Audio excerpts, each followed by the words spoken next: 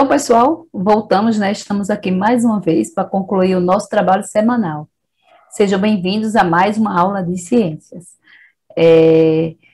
Lembrando que durante esta semana, né, faremos revisão da semana anterior. Então, na primeira aula agora, nós falamos sobre vitaminas, sobre sais minerais, também respondemos algumas questões que se referiam à obesidade, né? Mas todas as aulas englobam o mesmo tema, que é alimentação saudável, né? Que é saúde. E agora, na segunda aula, na segunda e última aula semanal, nós falaremos sobre obesidade. Abrindo o nosso livro, da página 128 até a página 131. Vamos lá? Olha aí. Nós já entendemos que a obesidade é uma doença caracterizada pelo acúmulo excessivo de gordura no corpo de uma pessoa. Também já entendemos que vários fatores podem contribuir para a obesidade, né? E que, entre eles, as causas principais desse problema são o consumo crescente de comidas muito calóricas, ricas em gorduras saturadas e açúcares, aliado ao sedentarismo, que é você praticar pouca atividade física. Os médicos utilizam vários critérios para verificar se um adulto é obeso ou não. Então, nós temos aqui dados da obesidade no Brasil. E vimos, né, que em 10 anos, a obesidade aumentou 60% aqui no Brasil, passando de 11,8% em 2006 para 18,9% em 2016. Então, a porcentagem da população com excesso de peso também subiu de 42,6% para 53,8%. Então, pessoas obesas, né, quais os problemas? Não é só o fato da pessoa engordar, né, e achar que não tem mais outro problema, que o fato é só estético, mas não é, gente. Pessoas obesas têm maior risco de sofrer ataques cardíacos ou de desenvolver doenças do sistema cardiovascular, como pressão alta. Também estão mais sujeitas a desenvolver diabetes, cálculos biliares, né, conhecidos como pedras na vesícula, problemas na coluna e nas articulações, entre outros problemas. Então, não é só achar que, não, eu tô bem, tô feliz assim, não é se achar bonito ou feio, a pessoa estar gordo. Não é isso, não é. Aí vai da cabeça de cada um, né, como é que se sente. Mas o problema é que tem várias outras situações, vários outros problemas de saúde que ocorrem com mais frequência nas pessoas obesas. Se uma pessoa está obesa, ela deve procurar um médico que poderá avaliar o seu estado de saúde, né? E, entre outras orientações, direcioná-las a profissionais de saúde para a indicação de dietas e atividades físicas. O aumento da obesidade ou do sobrepeso está ligado a uma mudança nos padrões de consumo. Que mudanças? Muitas pessoas substituíram parte dos alimentos tradicionais por alimentos ultraprocessados. Não foi o que nós acabamos de falar? Lembram de alimentos da feira e alimentos do supermercado? Né, os da feira são os alimentos saudáveis. No supermercado são alimentos ultraprocessados, né, enlatados, com conservantes, né, com várias adições de produtos. E aí existe uma diferença bem grande entre eles. Então, para a gente ter uma alimentação saudável, quanto mais alimento de verdade, né, o alimento que a gente vai preparar, que a gente vai cortar, vai descascar, vai cozinhar, são os alimentos saudáveis. Esses alimentos passam por muitas etapas de processamento, com a adição de vários ingredientes, como corantes e conservantes. Estamos falando dos alimentos industrializados, que são ultraprocessados. Vamos fazer uma leitura desse textinho aqui, complementar. Obesidade na infância vem crescendo nos últimos anos. Alerta especialista. Obesidade não é só coisa de adulto, né? As crianças também enfrentam esse problema. Então, de acordo com Barros, né, Antônio de Azevedo Barros Filho, médico, pesquisador e professor do Departamento de Pediatria da Faculdade de Ciências Médicas da Unicamp, a obesidade é caracterizada pelo excesso de gordura corporal que ocasiona prejuízos à saúde. Diversas escalas são usadas para medir a obesidade. Para adultos, convencionou-se usar o índice de massa corporal, que é o IMC. Lembram que nós já fizemos essas atividades na escola, medindo o IMC, com a professora de Educação Física. Tenho certeza que ela já fez isso com vocês, medir o índice de massa corporal. Entre 25 e 30 para sobrepeso e acima de 30 para obeso. Faz lá o cálculo, né? E a partir do resultado, aí faz a classificação. Se você está com sobrepeso ou não, né? Ou está obeso. Entretanto, para crianças, nem sempre esse índice é o mais adequado, pois ele oscila. Independentemente desse cálculo, é fato de que as crianças brasileiras estão acima do peso. Segundo Barros, o perfil nutricional das crianças vem mudando nos últimos anos. A desnutrição vem caindo, a estatura vem aumentando e o sobrepeso também. Recentes pesquisas realizadas por Barros e sua equipe mostram que 50% de crianças com menos de 1 ano já tomam refrigerante e que no Paraná, bebês de 4 ou 5 meses de vida comem lasanha. Olha aí, gente. Não tem como não engordar desse jeito, né? Voltando aí a falar sobre os produtos industrializados, biscoitos, sorvetes, chocolates, refrigerantes, etc., né? Eles geralmente contêm muitas calorias, gorduras, excesso de sal e de açúcar e podem desencadear ou agravar problemas de saúde, como a obesidade, né, pressão alta, entre outros. Mas você é do tipo que se alimenta muito, né? Se alimenta com frequência esse tipo de alimentos aqui, gente? Vocês ingerem aí com frequência? O problema é que os alimentos ultraprocessados são facilmente encontrados nos mercados, né? A propaganda frequente nos meios de comunicação e a praticidade desses alimentos prontos estimulam o seu consumo excessivo. Então, já está lá prontinho, é mais fácil, né, do que você ter que ir fazer, não é?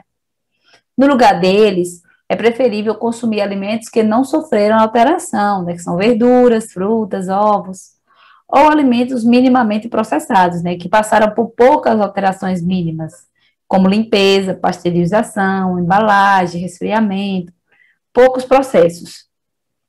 Olha aí, né, a imagem da feira, que é onde tem os alimentos bons para a gente consumir, né, alimentos saudáveis, né.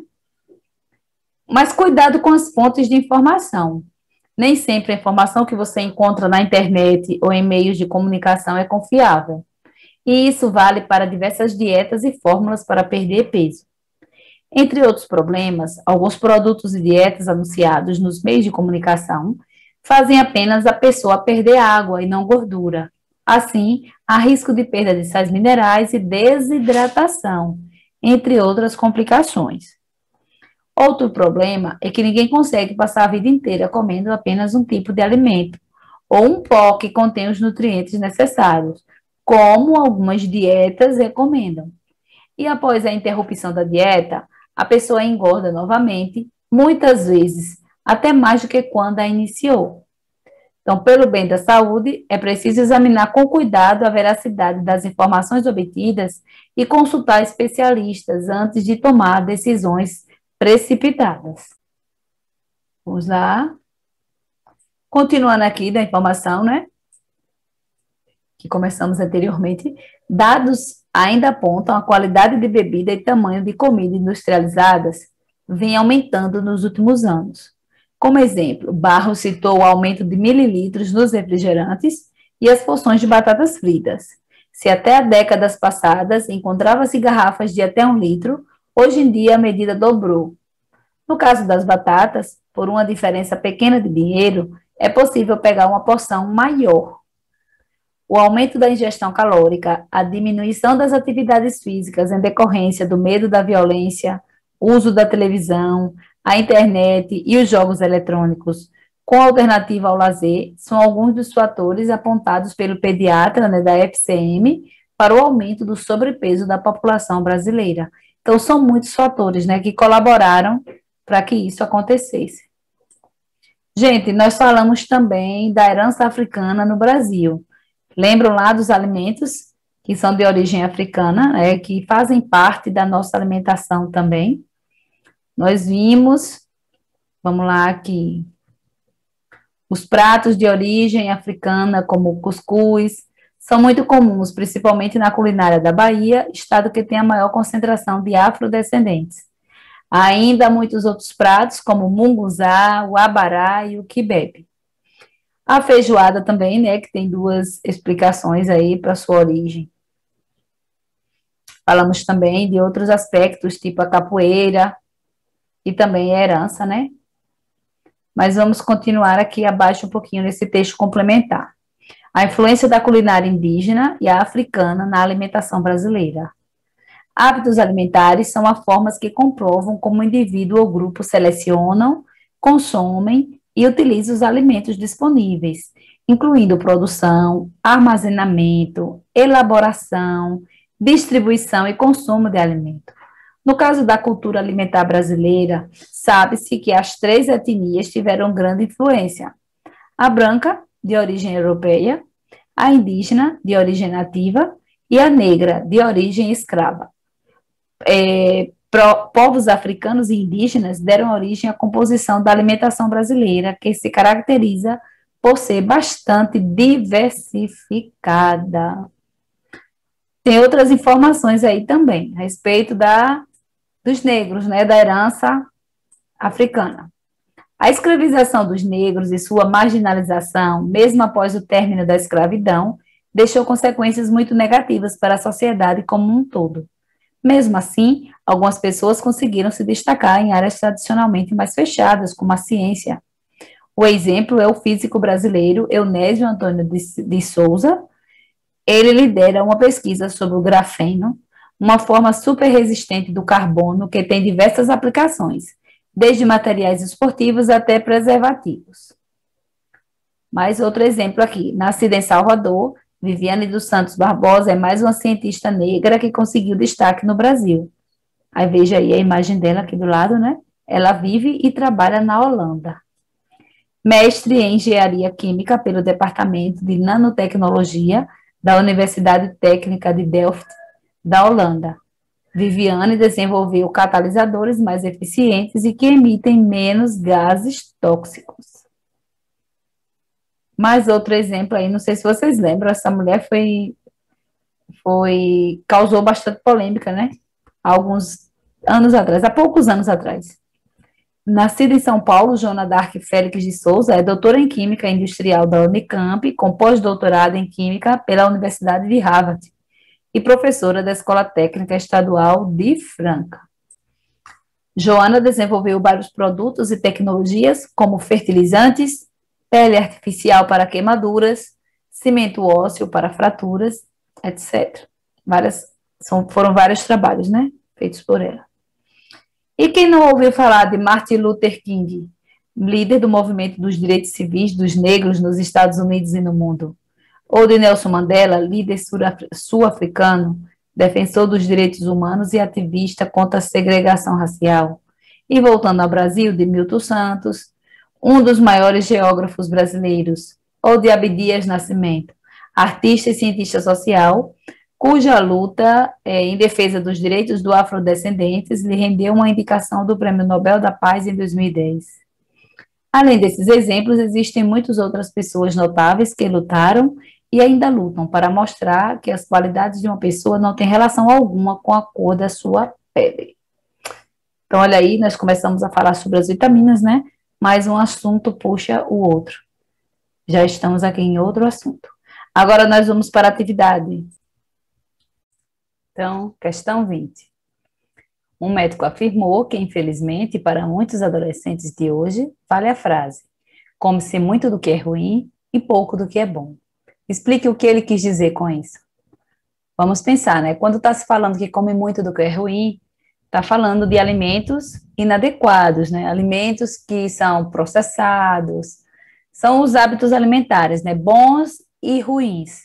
Então, quando você come muito do que é ruim, é o alimento que não lhe faz bem. É alimento industrializado, né? Cheio de conservantes, frituras, né? Carboidrato em excesso. E quando se fala que é bom, né? Pouco do que é bom, aí são os alimentos saudáveis. Então, vamos responder a questão 20.